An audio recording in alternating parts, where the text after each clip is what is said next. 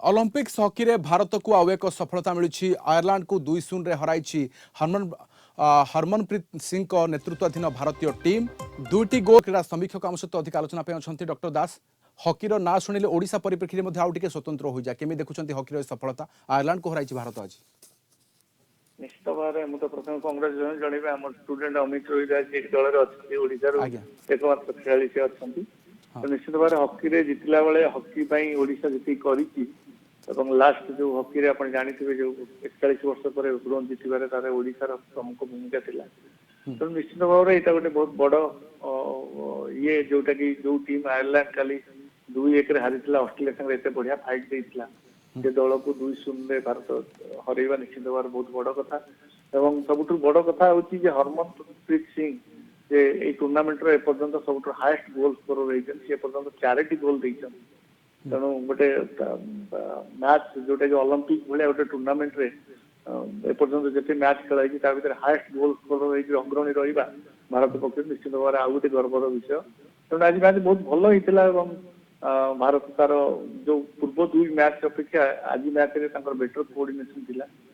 समस्ते पास टू आरंभ करी जो फास्ट टू अटैक करथिले हमको गोटे पेनाल्टी स्ट्रोक मिलिथिला निर्भुल भाव में गोल पोस्ट भीतर पकईथिले से प्रथम क्वार्टर पर्यंत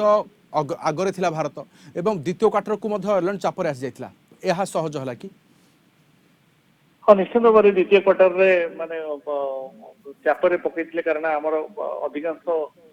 डी विषय अटैक होउथिला डी की आम बहुत अटैक करूथि जहाँद्वारा कि शूटिंग सर्कल भितर जेतु भारतीय दल बारंबार आक्रमण करथिला निश्चित भाव में चापर रोते किंतु आउ किसी गोल हो पारि था आम पाखापाखि दुईट खंडे चांस मिस कर मैच हुए क्या बड़ बड़ मैच आधे निश्चित भाव में जोटा माने जी सुजोग मिलूँ सब गुड़ा कन्वर्ट करवा निश्चित भाव में माने असंभव किंतु जो जो टीम आपर आसूची बेलजियम कि ऑस्ट्रेलिया सागर भारत को निश्चित भाव आहरी भल भाव में खेल पड़ो कहीं जिते गोटे हाफ चांस मिलूँ फुल कन्वर्ट करा पड़ो जेकोसी गोटे छोट छोट चुक्ति जो आम रोचे जहाँद्वारा कि आम बॉल पोजिशन जो सेंटर फील्ड रे बॉल पोजिशन बेले बेले भारत पलाऊँ से ऑस्ट्रेलिया भाया बेलजियम से दल एगेन्स्ट आप जानते ऑस्ट्रेलिया गोटे एमती ओपन ही खेलती से अटैक करेंगे और आपको अटैक करने सुजोग देवे तेणु एगेन्स्ट निश्चित भाव में अलग प्लान में भारत खेल कि आज जो प्रकार भारत खेलुला निश्चित भाव में बहुत भल माने माने जो लास्ट 2टा मैच अपेक्षा आज मैच से बेटर प्रदर्शन करते गोटे टीम भाया प्रॉपर कोऑर्डिनेशन था रिजल्ट मिली 2-0 आयरलैंड को हरिक भारत निश्चित भाव में यही जो विजय फल भारत क्वार्टर फाइनल खेला एक प्रकार निश्चित निहाती सर किंतु न्यूजीलैंड प्रथम एवं परवर्ती मुहूर्त अर्जेंटीना सहित मैच एवं आज मैच आयरलैंड 3टी जाकर सफलता को नहीं कौन कहे निश्चित भाव में 3टी जगह भारतीय दल कारण न्यूजीलैंड सागर प्रथम खेलुले निश्चित भाव में न्यूजीलैंड प्रथम गोल देकर अग्रणी लाभ करता 3-2 जीत लास्ट 2 मिनिट रे 2टी जगह मैच रे अर्जेंटीना सागर माने पछरे थाई लास्ट 2 मिनिट रे गोल देकर भारत मैच बराबर पॉइंट मैच ड्र रखी तेणु निश्चित भाव में अपेक्षा आज एक प्रकार भारत 2-0 लीड रही गोल खाई ना तेणु से निश्चित भाव में आम गोलकीपर जी अच्छा